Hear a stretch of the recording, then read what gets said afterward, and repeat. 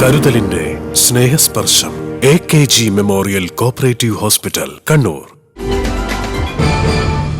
ധർമ്മടം മണ്ഡലം സപ്ലൈകോ ഓണം ഫെയറിന് ചക്കരക്കല്ലിൽ തുടക്കമായി. അഞ്ചരക്കണ്ടി ഗ്രാമപഞ്ചായത്ത് പ്രസിഡന്റ് KP ലോഹിതാക്ഷൻ ഉദ്ഘാടനം ചെയ്തു. ഈ നാടിൽ പണിയെടുക്കുന്ന മുഴുവൻ മനുഷ്യനെയും ലക്ഷ്യം വെച്ചുകൊണ്ടാണ് സംസ്ഥാനത്ത് ഗവൺമെന്റ് പ്രവർത്തിച്ചുകൊണ്ടിരിക്കുന്നത് കാണാൻ വേണ്ടി സാധിക്കും.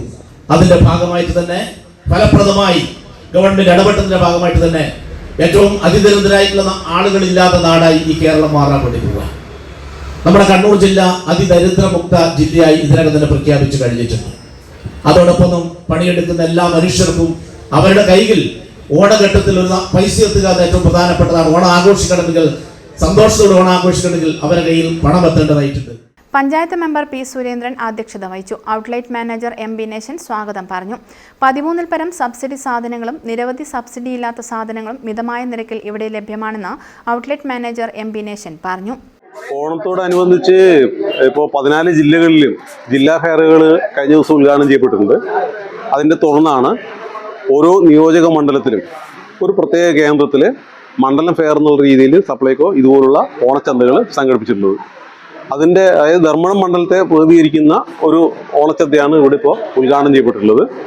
അപ്പോൾ ഉത്രാട നാൾ വരെ എല്ലാവിധ സബ്സിഡി സാധനങ്ങളും ഇവിടെ വിൽപ്പനയ്ക്ക് ജനങ്ങൾക്ക് സൗകര്യപ്രദമായ രീതിയിൽ എല്ലാവിധ സാധനങ്ങളും അത് എത്തിക്കുക എന്നുള്ളതാണ് നമ്മൾ ഉദ്ദേശിക്കുന്നത്. ഇപ്പോൾ നിലവിൽ എല്ലാ സബ്സിഡി സാധനങ്ങളും 13 ഇനങ്ങളാണ് സബ്സിഡിയായി സർക്കാർ ഉദ്ദേശിക്കുന്നത്. ജനങ്ങൾക്ക് നിത്യോപയോഗ സാധനങ്ങൾ അത്രയും വേണ്ട എല്ലാ സാധനങ്ങളും നമ്മളിവിടെ സംഭരിച്ചിട്ടുണ്ട്. പ്രമുഖ ബ്രാൻഡ് സാധനങ്ങളൊക്കെ തന്നെ ഇവിടെ ലഭ്യമാണ്. K. Baburaj, KV Aneeshan, T. Prakashan master, Musthafa master, Vamanan, M. Jayaprakash, Kaippacheri Mukundan, TP Nasar, P. Rameshan, A. Manojan തുടങ്ങിയവർ സംസാരിച്ചു. News bureau, Chakkarakkal.